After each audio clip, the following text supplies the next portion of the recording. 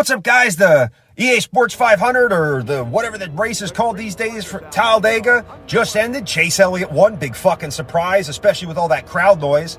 You'd think it was Junior winning a race a couple years ago, but they were way louder. Sold out as usual from Talladega. Place was packed.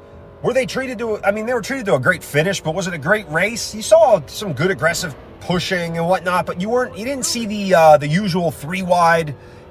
You didn't get, the credentials for a good Talladega race were not met. We didn't wreck more than half the field. The car did not flip over. Chastain didn't block and make some massive accident. There weren't 10 crashes at the end of each stage. They were pushing pretty damn aggressive. They were trying, but I feel like these cars are just too damn draggy, too big of a spoiler. The runs are not as insane. I think that's one thing they don't really have. You didn't see guys dragging back to the car behind them to try to make the runs. I don't know if that just wasn't the kind of style of race we saw, but you didn't really get that surge like you saw like in the previous years with the older car. Those things you could drop back and just make massive runs, make passes on your own, or just take the guy out, and bump draft him on the straightaway, take out the whole field in the first turn, and then run single file the rest of the race. Fortunately, we didn't really get too much boring-ass single file racing like we saw in the Xfinity race yesterday that also had no big crash, didn't flip a car over. At least at the end of the truck race, we got a pretty nasty accident, good finish there. Really met the quota for a good NASCAR Talladega race. But props to Chase Elliott for moving on after a rough race at Texas. He gets into the round of 8. Playoff guys also up there, as well as McDowell, man. McDowell's car really could push good. That was a stout car. I was kind of rooting for McDowell to kind of get up there and upset things a little bit. But moving forward, what was it?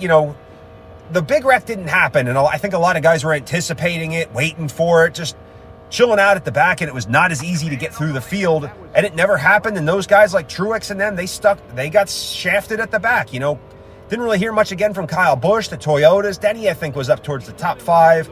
No Bubba. You just didn't really see much. So, yeah, not the typical Talladega race. Good finish, sending the fans home happy, packed place. Junior got crazy on the call.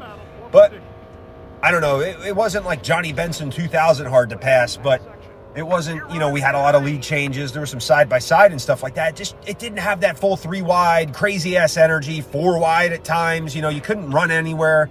I guess after Daytona a couple weeks ago, kind of like in the late 90s where they had a couple plate races stacked together. It's like, all right, we wrecked last week. We probably should just ride around. It probably wasn't like that. They would have wrecked the fucking field if they felt like it. It didn't happen. So, on to the Roval next week. That's going to be a great fucking race. Chase will be free to kind of go at the win, not having to worry about stage points or anything like that. And it's pretty tight, towards the bottom of the bottom guys with Byron's penalty and all that. You're going to have guys going for broke, especially Alex Bowman not in the race today. Must win next week. Couple guys must win. Briscoe down there, Cindric, Cindric's going to be a force next week. That could upset the playoff standings a little bit going into the round of 8. So until next week, or whenever the fuck I get to make this again, I've been the Game Bro. Remember to like, comment, share, subscribe, hit that fucking bell button for all my other shit. Have a great week, everyone, and I'll catch you later.